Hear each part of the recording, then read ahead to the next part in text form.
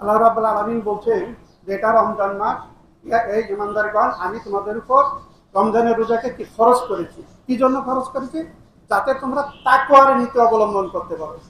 কি জন্য ফরজ করছে? যাতে তাকওয়ার নীতি আমরা অবলম্বন করতে পারো। তাহলে এই ফরজ করার মূল উদ্দেশ্য হচ্ছে তাকওয়া অর্জন করা। তাকওয়া জিনিসটা হলো কি?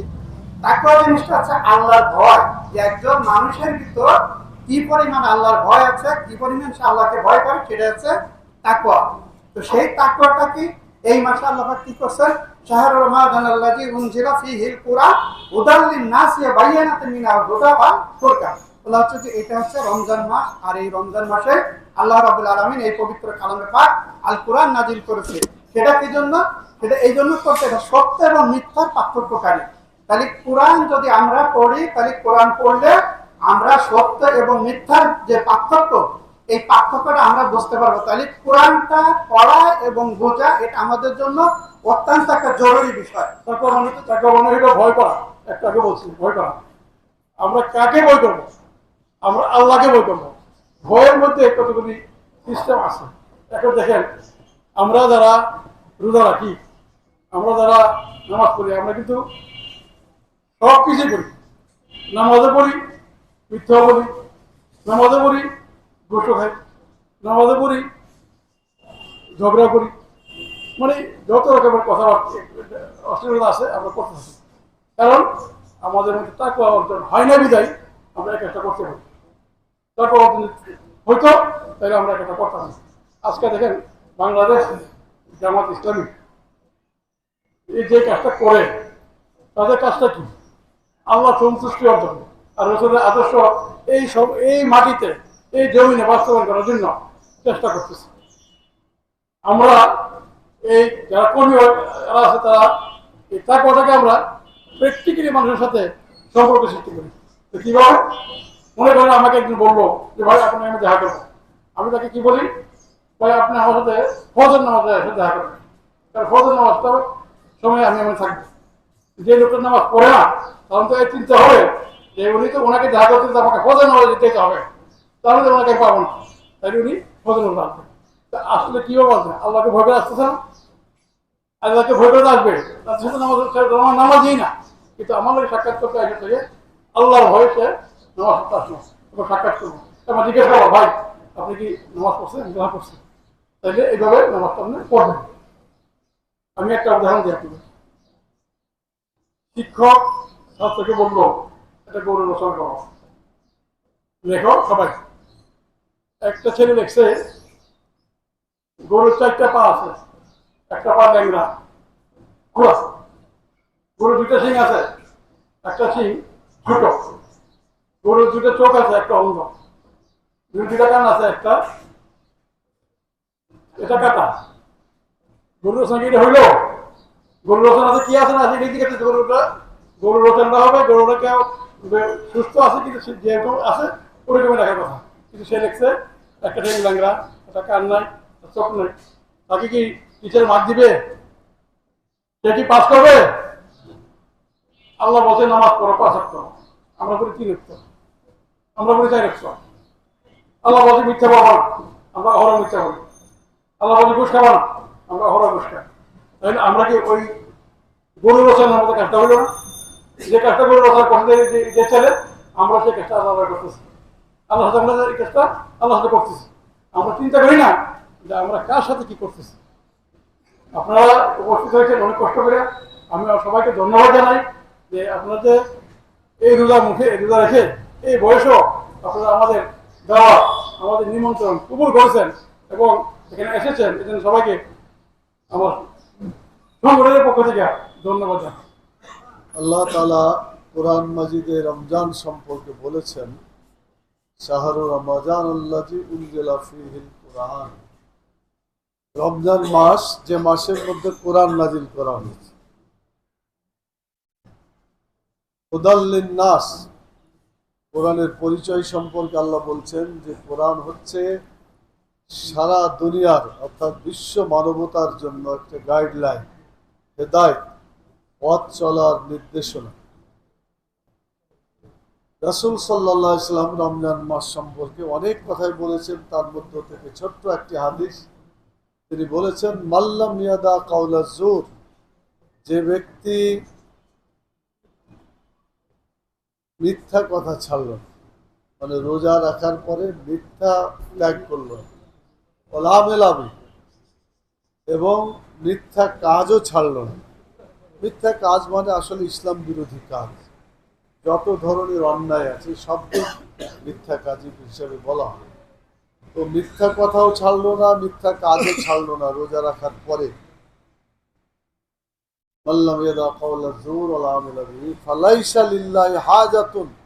আল্লাহর কোনো দরকার নাই। কি দরকার নাই? ওই লোকটা খাবার ছেড়ে দেখ, পানি না খাইয়ে থাক, আল্লাহর কোনো দরকার নেই। তার মানে তার রোজার দরকার আল্লাহর নাই। এই রমজান মাসকে আল্লাহ তাআলা ফরজ করেছেন। তো আল্লাহর তো অনেক ফরজ আছে, তার মধ্যে একটা ফরজ। তাহলে কোরআনে কতটি ফরজ আছে? আল্লাহর কিতাব কিন্তু একটাই, কোরআন মাজিদ। আপনি যা কিছু নেবেন কোরআন থেকে নিতে হবে। কোরআনের বাইরে আমাদের অন্য কোনো জায়গা থেকে নেওয়ার কোনো দরকার নাই। আর কোরআনের ব্যাখ্যা হচ্ছে রাসূল সাল্লাল্লাহু আলাইহি সাল্লামের জীবনী, তার হাদিস। তাহলে কোরআন এবং কোরআনের ব্যাখ্যা ছাড়া বাইরে আমাদের আর কোনো পথ চলার কিছুই নাই। পৃথিবীতে অনেক কেতাব এসেছিল, সব কেতাবগুলো উল্টাপাল্টা হয়ে গেছে। কিছু যোগ হয়েছে, কিছু বিয়োগ হয়েছে, সংযোজন বিয়োজন করে অনেক সময় এটাকে উল্টাপাল্টা করে দিয়েছে। কিন্তু একটা কেতাবই এখন পৃথিবীতে আছে, যে কেতাবের কোনো পরিবর্তন হয়নি, হচ্ছে না, কিয়ামত পর্যন্ত হবে না।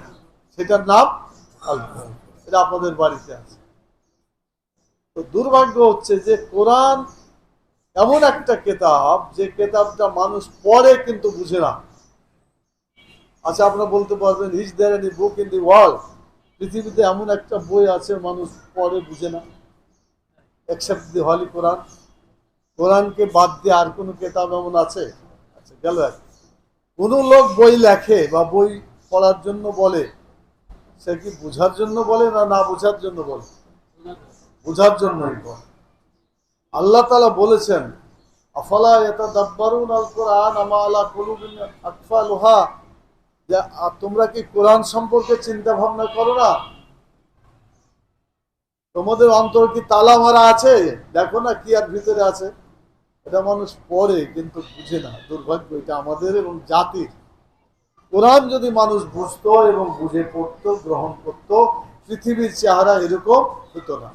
কিন্তু অধিকাংশ মানুষই কোরআন পড়ে না, যেটুকু পড়ে তারা আবার বুঝে না। আর যারা বুঝে তারা আবার এটা বাস্তবায়নের জন্য ভয়ের কারণে, ভয়ভীতির কারণে এটা আগায় না। এই কোরআনের গুরুত্বের কারণেই কিন্তু রোজার গুরুত্বটা হয়েছে। দেখেন, রাসূল সাল্লাল্লাহু আলাইহি সাল্লাম এই কোরআন যখন নিয়ে আসলেন, তখন এই কোরআন মানুষের কাছে বলা মাত্রই একদল পক্ষে হলো, বেশিরভাগ লোক বিপক্ষে হলো। কোরআনের নেচারই হচ্ছে, আল্লাহর বিধানের নেচার হচ্ছে যে কিছু লোক পক্ষে হবে, কিছু লোক বিপক্ষে হবে। যারা আল্লাহর পক্ষে হবে তাদেরকে হিজবুল্লাহ বলা হয়, যারা কোরআনের বাইরে বিরুদ্ধে হবে তারা হলো হিজবুশ শয়তান। মানে হিজব মানে দল, আল্লাহর দল আর শয়তানের দল। যারা কোরআনের আইন নিয়ে চলবে তারা আল্লাহর দল, যারা কোরআনের আইনকে বাদ দিয়ে চলবে তারা শয়তানের দল। ইসলামী ছাত্র শিবিরে যখন দাওয়াত পেলাম, তখন থেকে শুরু করছি কোরআন অর্থ সে বুঝে পড়া। তখন থেকে ডেলি আলহামদুলিল্লাহ পড়া হচ্ছে। তিল জামাত ইসলামীর প্রতিদিন কোরআন পড়া, এক্সেপশনালি দু একটা দিন বাদ যেতে পারে, প্রতিদিনই আলহামদুলিল্লাহ পড়ার সুযোগ হচ্ছে। আপনারা যারা এই সংগঠনের সাথে আছেন তারা হয়তো সৌভাগ্য অর্জন করেছেন, আর যারা সম্পৃক্ত এখনো হতে পারেন নাই, তাদের কপালে কোরআন অর্থ শুধু বুঝা পড়ার এই যে তাগাদা, এই যে একটা উৎসাহ দেওয়া, তারপরে খোঁজ খবর নেওয়া, এটা অন্য কোনো সংগঠনে পাওয়া যায়। আপনারা দেখেন, বাংলাদেশে অনেক সংগঠন আছে, কোরআন বুঝে না পড়লে তাকে কোরআনের দলের কর্মী করা হয় না। কোরআন না বুঝলে পরে তাকে তার এই দলের দায়িত্ব দেওয়া হয় না। এটা বোধহয় আপনারা জানেন। তো আমি যেটা বলতে চেয়েছিলাম, রোজাকে যদি সফল করতে হয় তাহলে আমাদেরকে কোরআন বুঝে বুঝে পড়তে হবে। এখন কোরআন যদি না পড়েন তো অবস্থাটা কি হবে? আল্লাহ নিজে বলে দিয়েছেন। আল্লাহ প্রথমে বলছেন ইকরা বিসমি রাব্বিকাল্লাযী খালাক, তোমরা পাঠ করো তোমার রবের নাম। তার মানে কোরআন পড়ো, সোজা কথা। আল্লাহর কথা সব তো কোরআনের মধ্যে, নাকি এটা কারো কথা আছে এর ভিতরে? কারো কথা নাই, সব কথা আল্লাহ। তো আল্লাহর কথা এটা আল্লাহ তাআলা বলছেন পড়তে। আবার যদি না পড়ে তার খবরটা বলা হয়েছে সূরা তোহার 124 নম্বর আয়াত। মনে রাখেন কত নম্বর? 124 অফ সূরা তোহা। এই জায়গায় আল্লাহ বলছেন ওমান আরাদা আন যিকরি ফাইন্না লাহু মাইশাতান জানকা ওয়া নাহশুরুহু ইয়াওমাল কিয়ামাতি আমা। যে ব্যক্তি কোরআন থেকে বিচ্ছিন্ন থাকবে, আর রাজা শব্দ ডিসকানেক্টেড। আপনি 12 দিন ডিসকানেক্টেড ছিলেন, আর কিছু লোক কানেক্টেড ছিলেন। যারা কোরআন থেকে ডিসকানেক্টেড থাকবে ওমান আরাদা আন যিকরি ফাইন্না লাহু মাইশাতান জানকা, আল্লাহ তাআলা বলছেন যে তাদের দুনিয়ার জীবনের সংকীর্ণতা আমি ঢুকিয়ে দেব।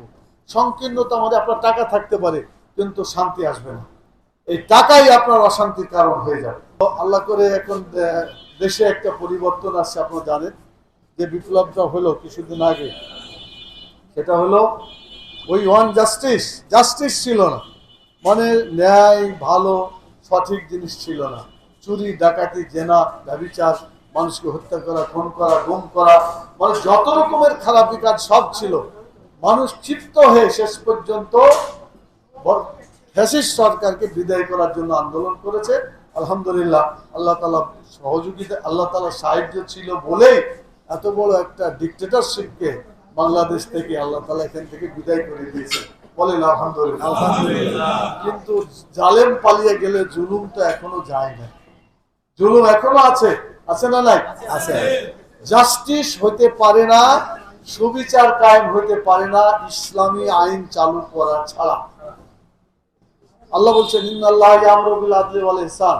প্রতি জুমাতে আপনারা আজকেও শুনেছেন, জুমার খুতবাতে বলা হয়েছে যে আল্লাহ তাআলা হুকুম করেছেন সুবিচার কায়েম করতে হবে, মানুষের কল্যাণ করতে হবে। তো সুবিচার আর কল্যাণ কায়েম করতে হলে ইসলাম কায়েম করতে হবে, কোরআনের বিধানগুলো কায়েম। হাই স্কুলে 10 পারা শিক্ষা দেওয়া হতো, কলেজে 10 পারা শিক্ষা দেওয়া হতো, ইউনিভার্সিটিতে 10 পারা হতো। ইউনিভার্সিটি পাস করে গোটা কোরআন সম্পর্কে একটা আইডিয়া আমাদের হয়ে যেত। কথা ঠিক কিনা বলেন? ঠিক। এরকম একটা শিক্ষা ব্যবস্থা আমাদের দরকার কিনা বলেন? তো ইসলামী সরকার না হলে যারা সলিমুদ্দি কলিমুদ্দি দিয়ে এটা হবে। এই জন্য যারা কোরআনের আইন চাই তাদেরকে জাতীয় সংসদে পাঠাইতে হবে। এখন সময়ের দাবি এটা। লোকেরা অবশ্যই গ্রামে গঞ্জে অনেকে বলছে সব দল তো দেখলাম, একটা জিনিসই দেখা হয় নাই, এই ইসলাম ওয়ালাদেরকে দেখা হয়। কথা বুঝতে পারলেন না কথাটা? অনেকে স্লোগান দিচ্ছে সব দল দেখা শেষ, এবার জামাত ইসলামীর বাংলাদেশ। তো জামাত ইসলামীর বাংলাদেশ আমি সেটা বলবো না, ইসলামের বাংলাদেশ হতে হবে। কথা ঠিক কিনা বল? জামাত ইসলামী না আসুক, তারপরে কোরআনের আইন থাকলে আমরা সবচাইতে খুশি হব। ঠিক কিনা বল? দলটা বড় জিনিস নয়, কোরআনকে বিজয় করতে হবে। তা যদি না করি, সূরা মাইদাতে 3টা আয়াত আছে, এটা বলে শেষ করি। ওমাল্লাম ইয়াকুম বিমা আনজালাল্লাহু ফাউলাইকা হুমুল কাফিরুন ফাসিকুন জালিমুন। একই শব্দ দিয়ে 3টি আয়াত, সূরা মাইদার 44, 45 এবং 47 নম্বর আয়াত। বাড়িতে যেয়ে দেখবেন, যারা আল্লাহর বিধান অনুযায়ী সমাজ পরিচালনা করে না তারা কাফের, যারা আল্লাহর আইন অনুযায়ী রাষ্ট্র পরিচালনা করে না তারা ফাসিক, যারা আল্লাহর আইন অনুযায়ী বিচার ব্যবস্থা পরিচালনা করে না তারা জালেম। তাহলে কয়টা চাই? একটা দোয়া খুব প্রিয় দোয়া, আল্লাহুম্মা ইন্নাকা আফুউন তুহিব্বুল আফওয়া ফা'ফু আননি। হে আল্লাহ তুমি ক্ষমাশীল, ক্ষমা করে দিন। আমাদের আয়াতুল কুরসির অর্থ সহ মুখস্থ করে আপনি বলবেন, জান্নাতে যাবেন ইনশাআল্লাহ। এটা সহি হাদিস। আরেকটা আছে সাইয়্যিদুল ইস্তিগফার, আল্লাহুম্মা সাল্লি